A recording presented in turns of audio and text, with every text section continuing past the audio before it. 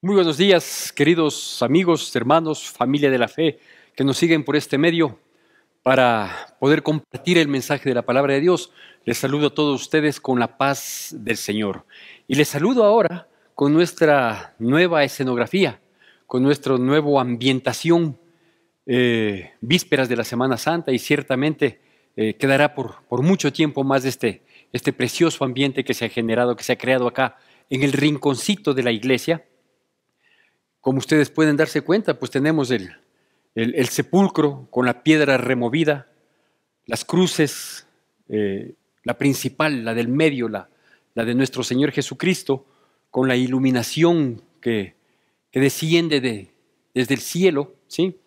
Con todo lo que implica esto de acuerdo al texto bíblico, a la historia y sobre todo en el ámbito espiritual, al triunfo que esto significa, porque ni el sepulcro ni la cruz le pudieron retener. Así que tenemos este magnífico, precioso ambiente que hermanos de buena voluntad, con mucho corazón, con mucha creatividad también, nos han generado. Así que este será nuestro ambiente para las próximas prédicas, digo, de un buen tiempo, porque no podemos darnos el lujo de desperdiciar este espacio tan bonito, ocupándole por pocas semanas. No, vamos a irnos de largo en este sentido. Bueno, después de este recibimiento para estas prédicas con este espacio, quiero continuar con las charlas que hemos venido hablando y que lo hemos denominado Camino a la Cruz, ¿sí?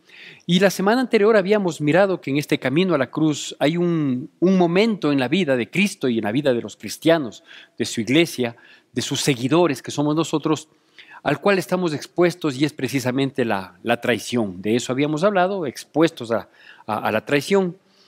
Habíamos hablado la semana anterior, y una vez que se suscitó esta traición, es decir, o que se desenmascaró, que se descubrió y que fue no solo el anuncio de una traición, sino que pocos momentos después sería ya el cumplimiento de esa traición, terminó la cena con sus discípulos, la cena pascual. Estaban recordando la Pascua hebrea, aquel paso de la esclavitud a la libertad al salir de Egipto hacia la tierra prometida.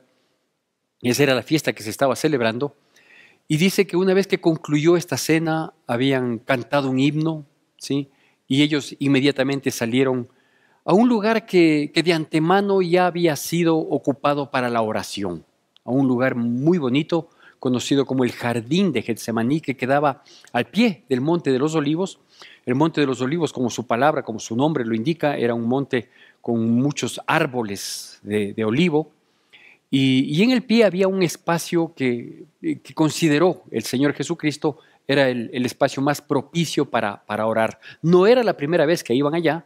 La Biblia dice que había ido allá como solía hacerlo, es decir, que ya era una costumbre cuando procuraban tener este tiempo de intimidad con Dios, cuando procuraba el mismo Señor Jesucristo tener esta relación cercana, cuando Él necesitaba derramarse delante de Dios, pues ese era el espacio que se sabía, el espacio que se conocía, que le fue muy propicio para tener estos tiempos de comunión. Y digo, no era una primera vez que iba a ir allá, no solo porque la Biblia dice que solían ir allá, sino porque el traidor tuvo pleno entendimiento y conocimiento de lo que efectivamente, dónde poder ubicarle, ¿sí? Él sabía que después de este tiempo de la cena, después de haber cantado el himno, iban a salir a orar, y ese era el lugar de predilección, de oración de Cristo Jesús, y es precisamente ahí donde fue el traidor a cumplir su cometido. Pero hoy no vamos a hablar del traidor, ya hablamos de estar expuestos a la traición. Hoy nos corresponde entrar en un ámbito que quizás algún momento que prediqué esto años atrás, recuerdo claramente haber expresado esta frase en la que sigo coincidiendo, sigo pensando que es así. Quizás el estado de mayor humanidad, en el que podemos ver a Cristo Jesús es precisamente aquí, en Getsemaní, ¿sí?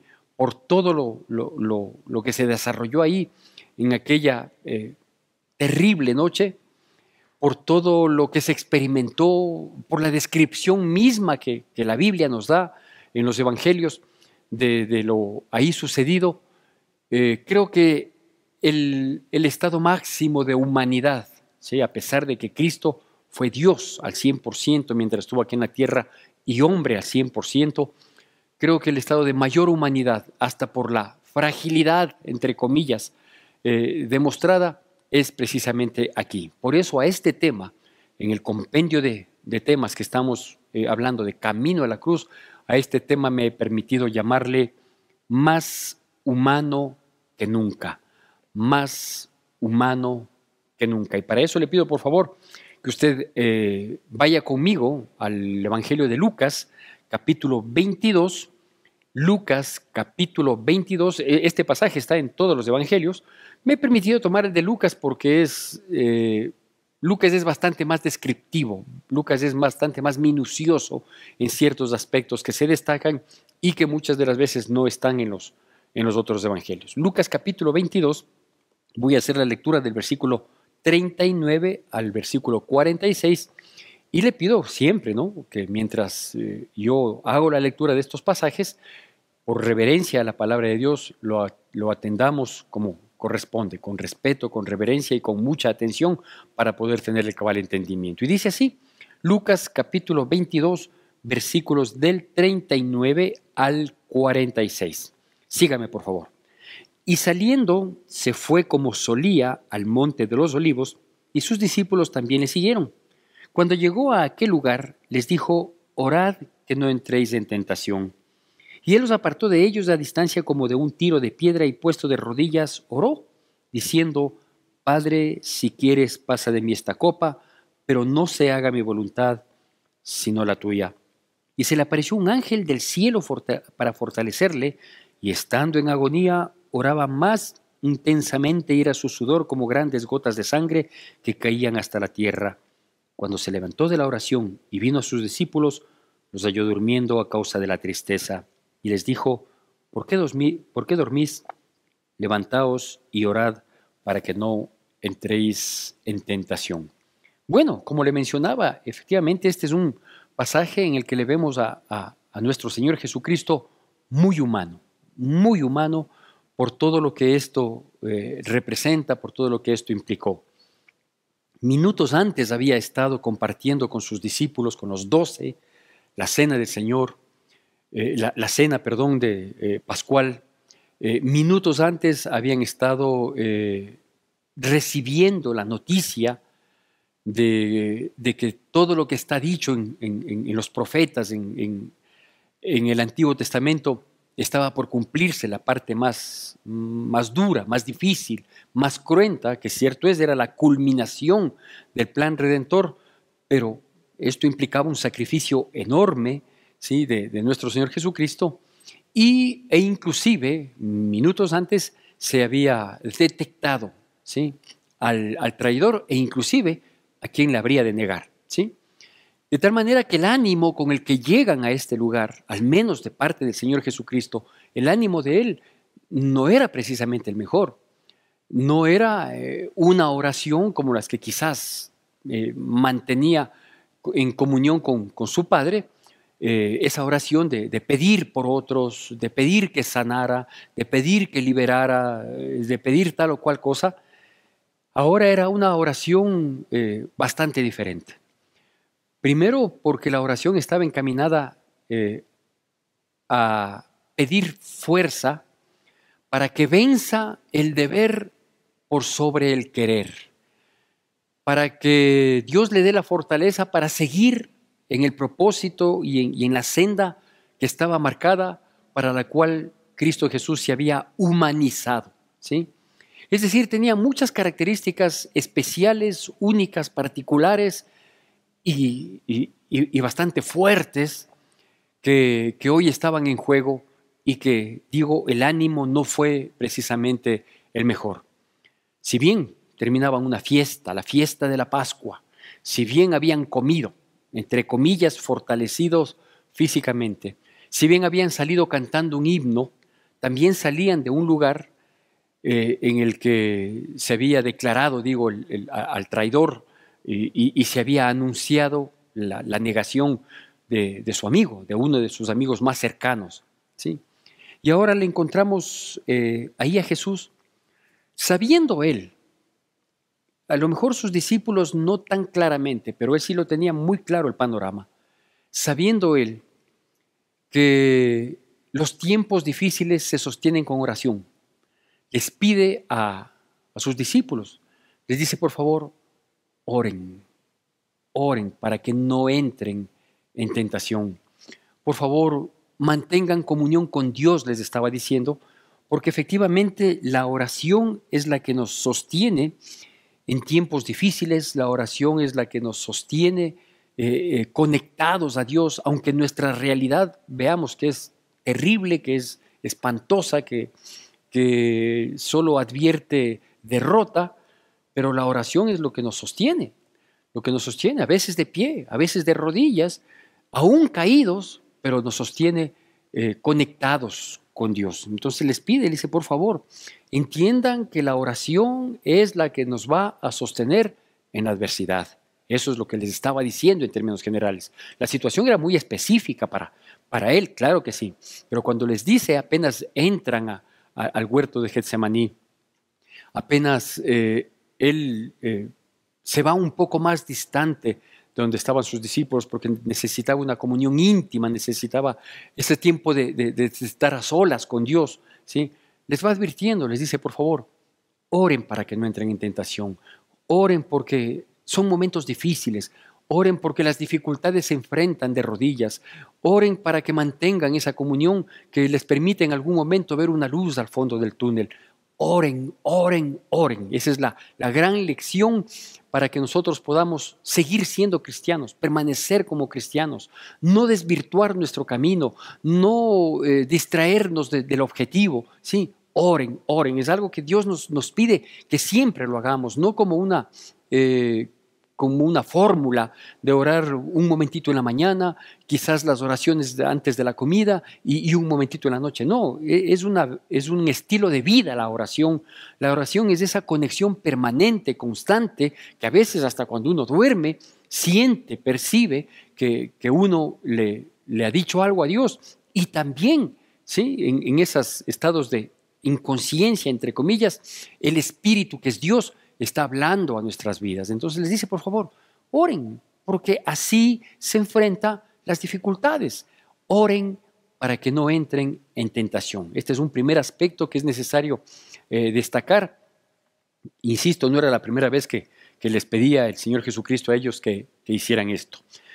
En el Evangelio de Mateo, porque es el Evangelio de Lucas el que hemos tomado como base, en el Evangelio de Mateo destaca que 3 veces les había pedido que oren porque se entiende que fue una primera vez, volvió, les encontró dormidos, fue una segunda vez, volvió, igualmente les encontró dormidos y fue la tercera.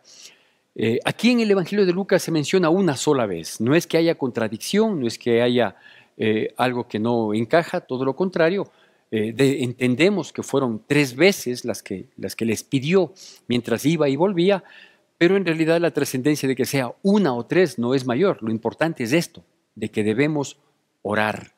Siempre y mucho más cuando avisoramos o cuando estamos pasando momentos difíciles, momentos críticos, momentos de tinieblas, momentos de oscuridad que pudiéramos pasar en la vida.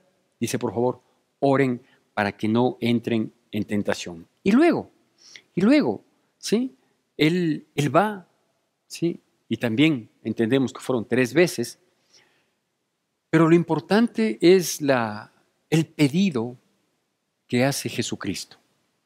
Hay quienes dicen que el pedido fue decirle al Padre, evítame el siguiente paso. Y eso es totalmente equivocado, eso está mal interpretado. Porque si bien es cierto que Jesús dice, si es que es posible, pasa de mí esta copa, el real pedido no fue ese. El real pedido fue, no quiero que se haga mi voluntad, sino la tuya. Sea tu voluntad, no la mía. Este es un segundo aspecto que nosotros debemos entender. Pero también debemos detenernos un poquito en la primera expresión de la oración. Si es que es posible, pasa de mí esta copa. Esto demuestra, digo, la total humanidad de Cristo Jesús.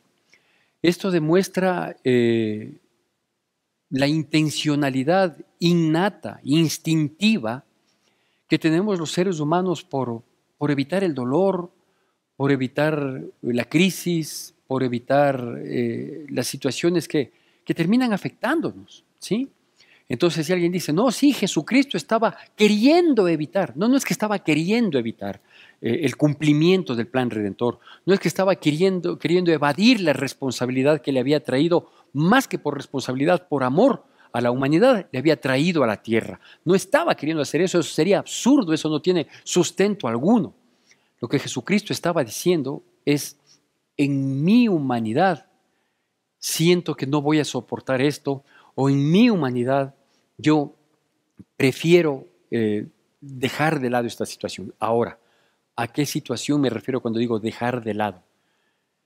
Es la situación específicamente saber que él se refería a que no va a querer incumplir, no va a querer distraer el propósito que le trajo a la tierra en ese instante.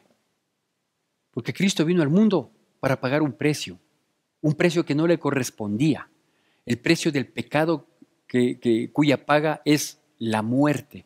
Él sabía que vino a eso y nada iba a distraer, de tal manera que la tentación que él tuvo en Getsemaní, la provocación, ¿sí? Que Satanás le había puesto, ¿sí? Era precisamente esta, ¿sí? No aceptes, no sigas, no continúes, aunque faltaba poco, pero hacerle desistir, hacerle declinar. Y Dios le dice, y Jesucristo le dice al Padre, le dice, que sea tu voluntad, no la mía. Ese fue el real pedido, ¿sí? Más que distraer, más que disipar, más que evitar el cumplimiento de la misión que continuaba. Ahora estaba orando, ¿sí? Y destaca un aspecto que también es necesario que nosotros lo consideremos, porque esto a nosotros nos da el parámetro de saber a qué punto podemos llegar en la vida y no declinar en la oración. Dice que él estaba en agonía. ¿Sabe qué es la agonía? Literalmente. La agonía es el período de transición entre la vida y la muerte. Esa es la agonía. Es el período de transición entre la vida y la muerte. A veces ocupamos la palabra agonía, como en este caso, sí, no precisamente para hablar de los últimos segundos de manifestación de los signos vitales, sino para hablar de una profunda tristeza, para hablar de un dolor en su máxima expresión, para hablar de una desolación impresionante, ¿sí? Por la cual a veces se atraviesa. Y cuando él dice que efectivamente estaba en profunda agonía, se refiere a este segundo aspecto o a esta segunda aplicación de la palabra agonía.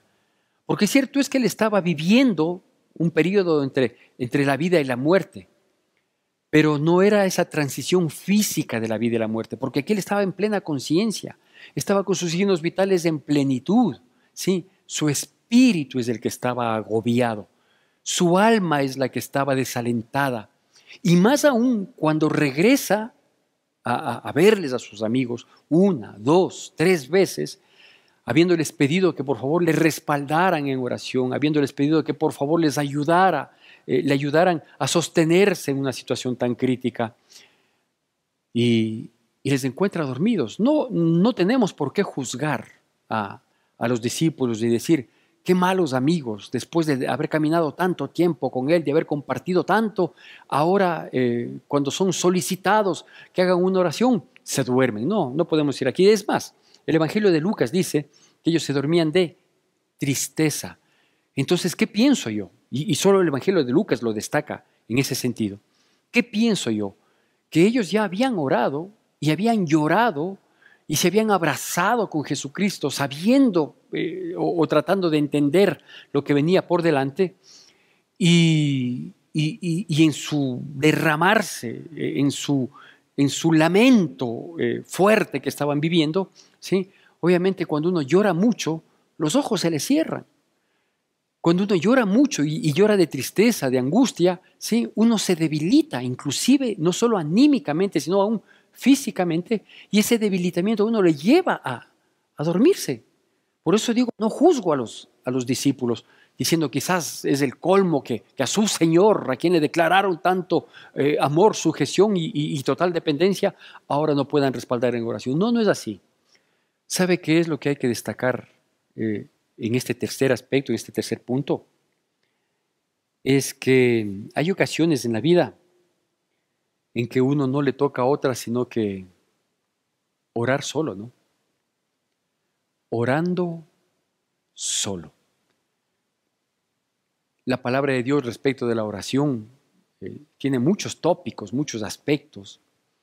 Y por ejemplo dice que si dos o más de nosotros nos ponemos de acuerdo en algo aquí y elevamos esa petición en oración al cielo, vamos a ser escuchados y vamos a ser respondidos conforme a la voluntad de Dios. La Biblia habla de la oración insistente, perseverante, etcétera, etcétera. Pero aquí nos está hablando, aquí y solo aquí, nos está hablando de esta situación que envuelve también a la oración y es orando solo. ¿Por qué a veces nos toca orar solos? Una, como en este caso, porque las personas, cada quien tiene sus condiciones, cada quien tiene sus problemas, cada quien enfrenta y afronta sus dificultades. Y no siempre podemos contar con el respaldo de oración del amigo, del hermano en Cristo, de la familia, en fin. A veces nos toca orar solos porque no todo mundo entiende la magnitud de lo que estamos pasando. ¿Sí? A veces nos toca orar solos porque solo nosotros entendemos y sabemos hacia dónde vamos y pedimos en oración que Dios nos mantenga en esa dirección, cuando otros posiblemente no logran captar el motivo mismo de la oración que uno requiere, que uno solicita. Dicho de otro modo, mis queridos amigos, hermanos, familia de la fe que nos escuchan,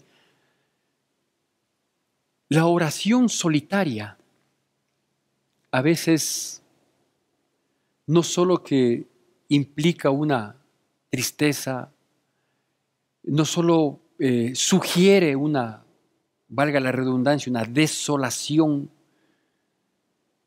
sino que la oración solo a veces es necesaria para poder escuchar la voz de Dios, para poder escuchar la voz de Dios. Y si usted me dice, pastor, pero la Biblia en ninguno de los evangelios dice que él escuchó la voz de Dios, yo le voy a decir que él sí escuchó la voz de Dios. Quizás el silencio de los discípulos, de sus amigos, del grupo, del equipo, fue necesario. Fue necesario. ¿Por qué? Porque él necesitaba escuchar las palabras que Dios, que su Padre le estaba diciendo. Quizás, mi hijo, por amor a la humanidad, concluye con el plan de redención. ¿Y por qué digo que Dios le dijo este tipo de palabras o fue este el mensaje recibido de parte del Padre? Porque dice la palabra de Dios que luego de encontrarles a ellos dormidos por tercera vez, como dice otro de los evangelios, Él dice que les despertó en definitiva, les dijo, no pueden acompañarme ni una hora orando. Bueno, no hay problema. Vamos porque la hora ha llegado. Y aquí les repite, les dice, oren para que no entren en tentación. Dicho de otro modo, ya no voy a estar más con ustedes, ¿sí? De aquí nos volvemos a ver en el reino de mi Padre. Les había dicho en la cena, minutos antes, no volveré a comer este pan ni a beber esta copa después, sino cuando venga en mi reino. Y ahora les deja una vez más la encomienda, les deja una vez más la recomendación. Oren, por favor, oren para que no entren en tentación. ¿Qué es lo que debemos destacar de esta consecución que venimos haciendo del camino hacia la cruz o camino a la cruz? Y de este tema específicamente que me permití denominarlo más humano que nunca, como le había indicado.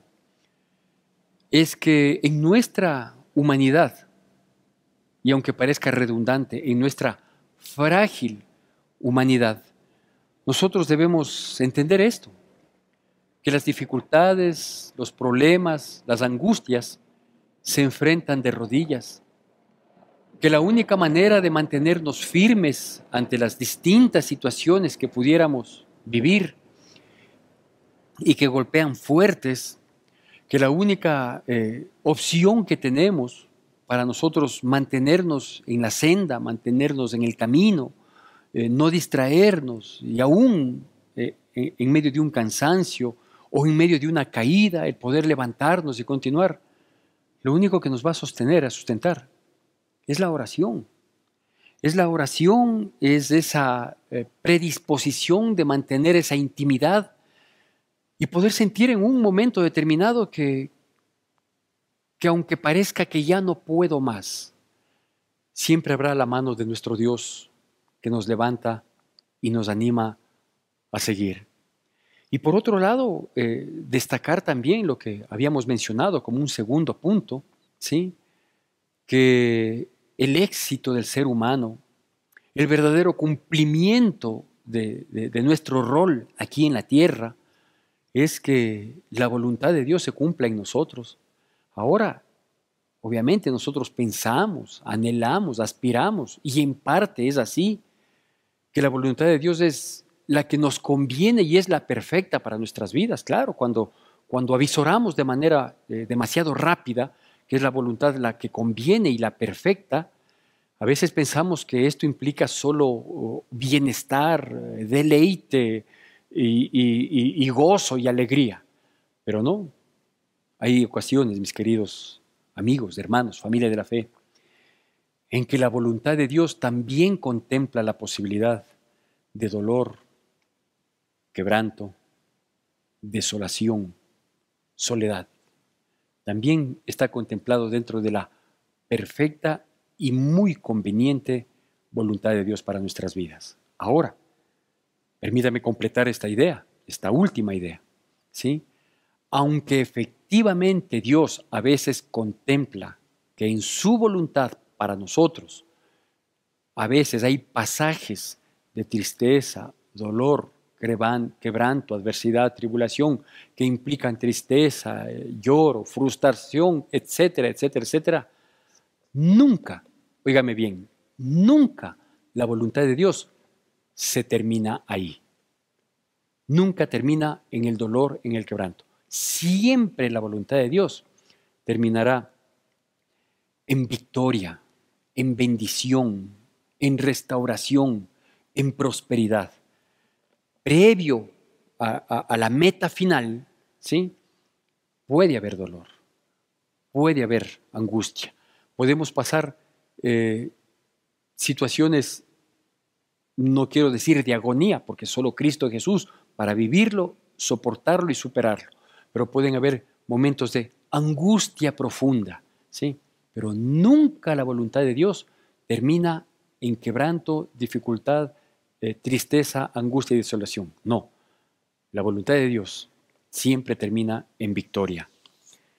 Pastor, yo llevo mucho tiempo viviendo momentos tristes de angustia. ¿Sabe cuándo concluye la voluntad de Dios en nuestras vidas? Cuando estemos un día en su presencia y por la eternidad. Ahí termina la voluntad de Dios en nosotros, en victoria, en su presencia y en la gloria de nuestro Dios. Vamos, camino a la cruz, porque en la cruz es el símbolo de la victoria de Dios. Aunque la cruz literalmente, sí, significa maldición. ¿Por qué? Porque está dicho desde el Antiguo Testamento, maldito todo aquel que muere en un madero, ¿sí? La cruz vacía es nuestro símbolo de victoria, porque no lo pudo retener ni aún el sepulcro. Así que camino a la cruz siempre pensando en la bendición y en la victoria que Dios tiene para su vida. No deje de orar. Que Dios nos bendiga poderosamente en Cristo Jesús.